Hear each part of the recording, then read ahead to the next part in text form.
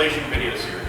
Before we get started, it's important to read all written warnings and follow the installation instructions completely and carefully. Failure to do so may cause product failure or result in environmental contamination due to liquid leakage into the soil, creating hazardous spill conditions. Using electrically operated equipment near gasoline or gasoline vapors may result in fire or explosion, causing personal injury and property damage. Be sure the working area is free from such hazards and always use proper precautions.